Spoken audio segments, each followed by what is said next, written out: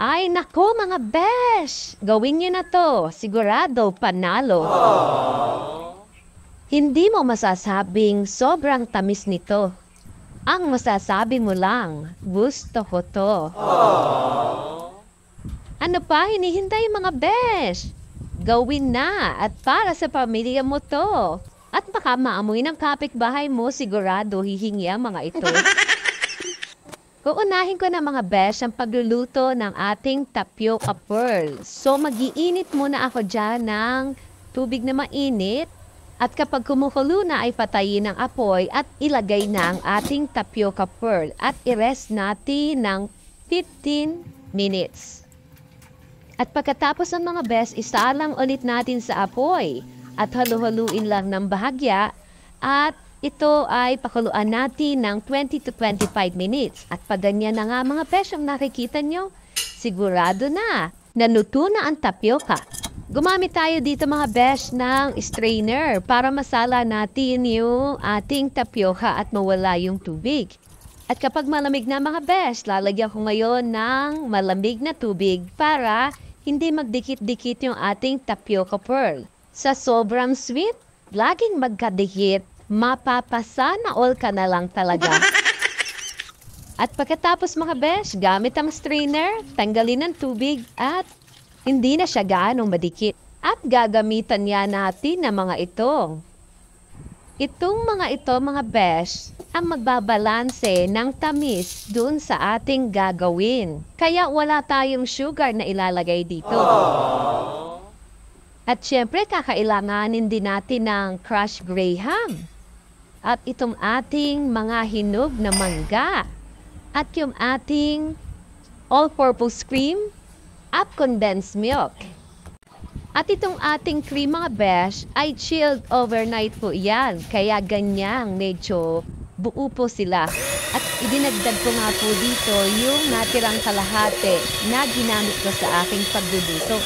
Mas maganda mga besh na gumamit tayo ng hand mixer para hindi nakakangawit sa ating mga kilkile.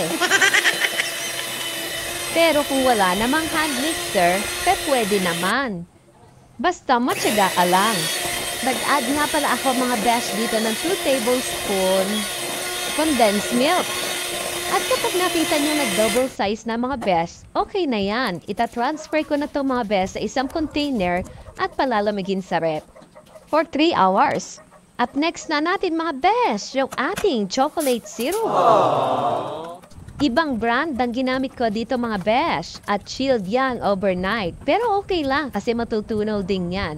Siyempre, pakukuluin lang natin yan at nag-add din ako ng 3 tablespoon condensed milk. At sinunod ko na yung ating dark chocolate. Lulusawin lang natin yan mga besh at paglusaw na nga yan mga besh, yun na, ang hudyat na pwede nang kumagat. And this is it, pansit. Kayo na bahala dito mga besh kung paanong layer ang gagawin nyo. Siyempre, lahat naman, kahit magkabali-baliktad dyan, iisa rin naman yung lasa neto. Yung ginawa natin mga besh kanina ay pagsasama-samahin lang natin yung mga yan. Yan nga pala mga besh ay lahat ay malalamig.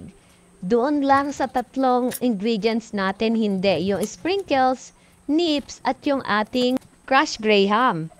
Mga besh, dapat yung ating cream na ginawa natin kanina ay palagi ang nasa freezer para pag tayo ay kumain, ito ay malamig na parang himig.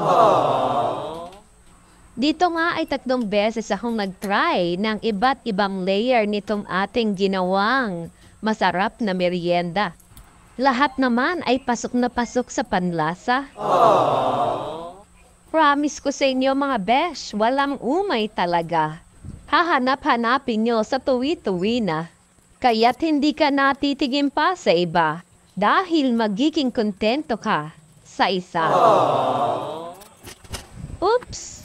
Ang dami ko na palang nasabi mga besh. Pero aminin nyo, mas gusto nyong magsalita na lang ako kesa marinig ang malamig na himig ko. Pakiusap ko lang mga besh, wag kayong magsasawa sa mga video ko. At lalong-lalo na sa boses ko. O paano mga besh? Hanggang dito na lang. Hanggang sa muli. Thank you for watching. Bye!